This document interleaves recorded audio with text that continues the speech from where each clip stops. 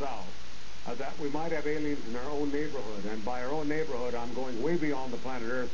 I'm going into our entire solar system, just our solar system. Can we be sure that there are no aliens in our neighborhood, Seth?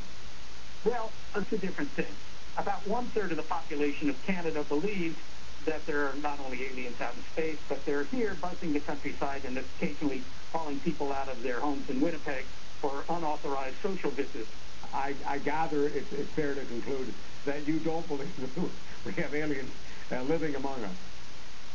I know physics, of course, is a vacuum, and people don't know what they don't know, so they fill that pocket, they fill that vacuum with their imagination, so they believe all sorts of things. But I know you're a man of science, and you're a man who needs evidence, and so I gather it's fair to conclude that you don't believe that we have aliens living among us. A full professor of psychiatry at Harvard University. 1977 was a turning point in John's career. He was awarded the Pulitzer Prize for his biography of Lawrence of Arabia. When he treated his first experiences, John had had almost 40 years of professional psychiatric practice. In 1994, his conclusions about alien abduction phenomena caused a scandal, yet they would be supported by many other medical teams. He wrote that the reported abductions were not hallucinations, nor were they schizophrenia, psychosis, or any other mental condition. He stated these abductions were not dreams. The abductees were sincere, they had nothing to gain, and were aware of the absurd nature of their experiences. Amazingly, they had all told the same story, down to the slightest detail. Studio. Artist Bud Hopkins is the keeper of some images that will expand, blow, or maybe even close your mind. There's a photo album devoted to odd, mysterious scars. Almost like a whole... Yeah, it looks like a biopsy. Boy, if these walls could talk. There are stacks of drawings of little aliens called grays. You know, big head, tiny mouth, almond eyes. These aren't Bud's work. They come from his rather unusual assortment of friends. Is that the same person? No. Different people. Wow. Now, the important thing about this is all of these are really old. This is before this face was on every T-shirt. Bud has become the father confessor for hundreds of people who are convinced they have been abducted by aliens. It sounds totally off the wall, and I'm the first one to say almost everything that we're discussing here sounds off the wall. But that doesn't mean it's not true. Ladies and gentlemen, tray table up, seatbelts buckled. This will be a wild ride. You have any idea how common these encounters are? Well, my guess is that they're very common simply because I just keep running into so many cases. In 1964, Bud saw a UFO, and then in 76 wrote an article in New York's Village Voice about an alleged alien encounter in New Jersey. His phone hasn't stopped ringing since. The massive evidence gets heavier and heavier and heavier. And that's not a pleasant thought, to me. Mind you, I'm looking into something. Needs evidence, and so I gather it's fair to conclude that you don't believe that we have aliens living among us. I don't. I think that if that were the case, the evidence wouldn't be controversial. It wouldn't be the subject for blogs, late-night radio shows. It would be, just consider when the North American natives met the Europeans at the beginning of the end, really, of the 15th century. If you'd asked them 50 years later, you think you're being invaded by Spaniards? I don't think that they would argue about it. They knew. Material affected in some way. I would agree with Hopkins and Jacobs about that. I think it's true. When I first started hearing about that, it hadn't happened to me, and I was very reticent about it because it seemed quite terrible. But I've met and talked face-to-face with people who have lived with this for years, and they're not lying. They're flat out not lying. We may not understand what that's really about, but it's very clear that what it looks like is they're being, that some kind of hybrids or something are being created by these people. That's what it looks like.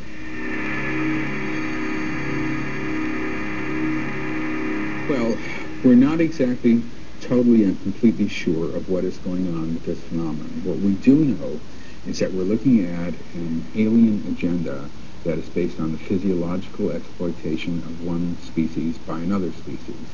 In other words, people feel that sperm is being taken from them, eggs are being taken from them, babies are being implanted in them and then removed. All of this is for an agenda that is being kept essentially hidden from us. I look at this phenomenon with a certain amount of alarm. Other people feel that it's more benign than I might feel. But whatever it is being kept from us. I feel that if this were a phenomenon that were ultimately to help us, that we would probably know this and that the abductors would have made this clear, but this is not what has happened actually. And so I'm really very, very disturbed about evidence, and so I gather it's fair to conclude that you don't believe we have aliens living among us. Here was the pointy part thing up there. And what was the feeling when you looked at the eyes? It was scary. Mm-hmm. And what scary? Why? What made it scary? The eyes looked evil. Evil. Mm-hmm. And what was evil about them? Say what you mean by evil.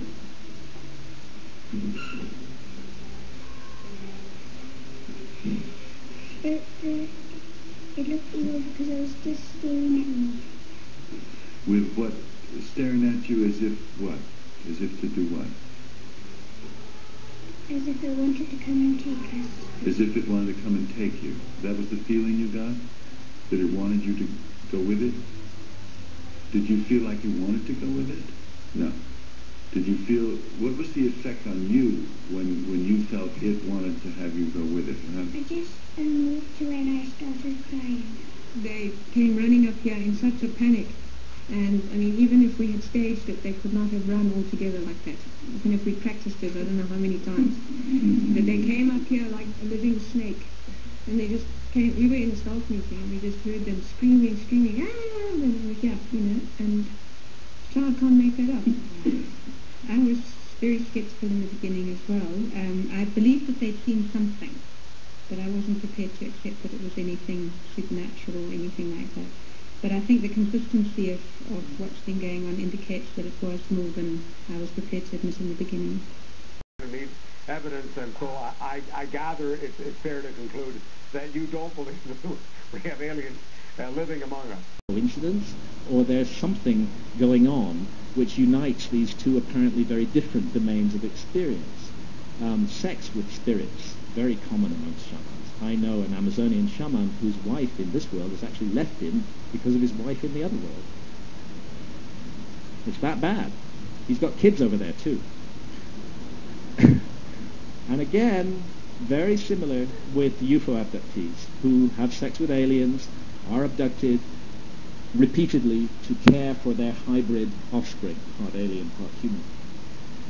Shamans often report being given books. They may be illiterate, but when they're given a book, they can suddenly read it. Maria Sabina was given a book. She's that Mexican shaman who used the psilocybe cubensis mushrooms. And she wasn't allowed to bring the book back, but she learned many things from it. Likewise with Betty Hill. She was given a book. And similarly Betty Andreasen. And in many cases, these are people, both shamans and UFO abductees, who return with a sense of mission and perhaps even healing powers. So shamans and aliens, I've drawn some of the many comparisons between them. But what about fairies and elves? This is another strange area of human experience. And why do they also have so much in common with aliens and spirits? Now I want to pay tribute to the incredibly important work of Jacques Vallée in his 1969 book, Passport to Megonia.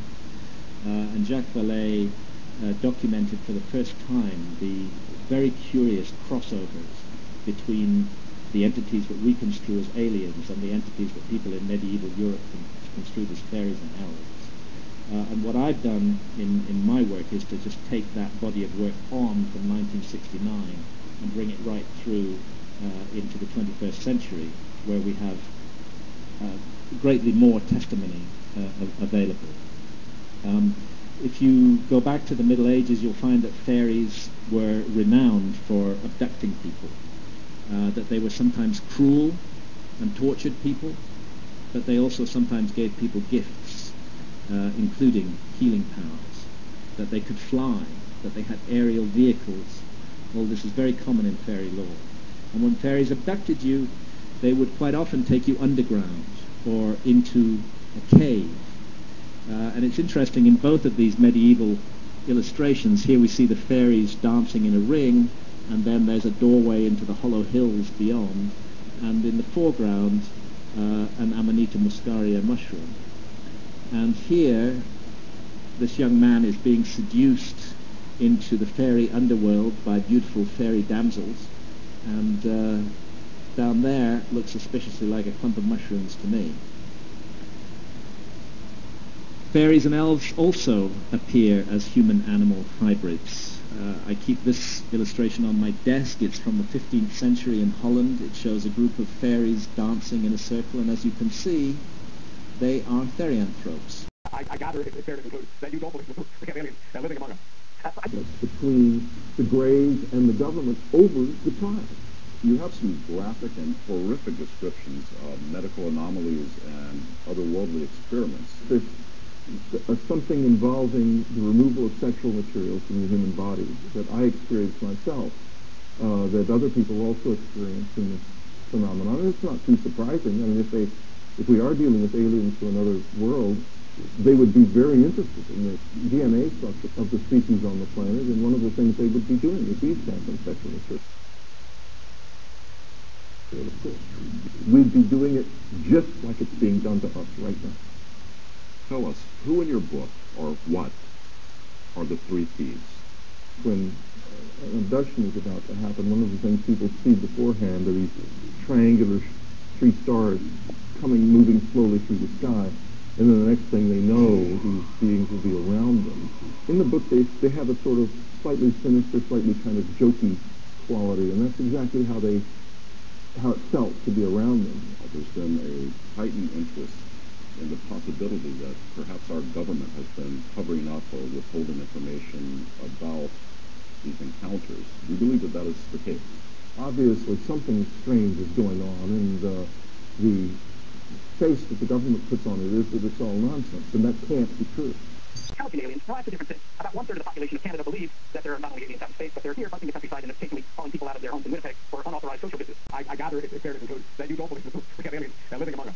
Scandal, yet they would be supported by many other medical teams. He wrote that the reported abductions were not hallucinations, nor were they schizophrenia, psychosis, or any other mental condition. He stated these abductions were not dreams. The abductees were sincere, they had nothing to gain, and were aware of the absurd nature of their experiences. Amazingly, they had all told the same story, down to the slightest detail. Studio. Artist Bud Hopkins is the keeper of some images that will expand, blow, or maybe even close your mind. There's a photo album devoted to odd, mysterious scars. Almost like a whole... Yeah, it looks like a biopsy. Boy, if these walls could talk. There are stacks of drawings of little aliens called greys. You know, big head, tiny mouth, almond... Ruled out that we might have aliens in our own neighborhood, and by our own neighborhood, I'm going way beyond the planet Earth. I'm going into our entire solar system, just our solar system. Can we be sure that there are no aliens in our neighborhood, Seth? Well, that's a different thing.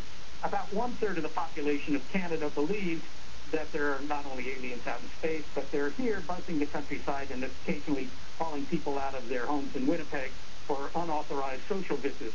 I gather it's fair to conclude that you don't believe we have aliens living among us.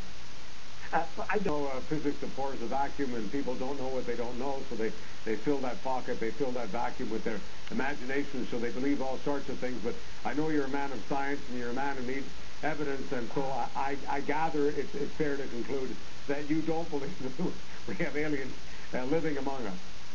A full professor of psychiatry at Harvard University. 1977 was a turning point in John's career. He was awarded the Pulitzer Prize for his biography of Lawrence of Arabia. When he treated his first experiences, John had had almost 40 years of professional psychiatric practice. In 1994, his conclusions about alien abduction phenomena caused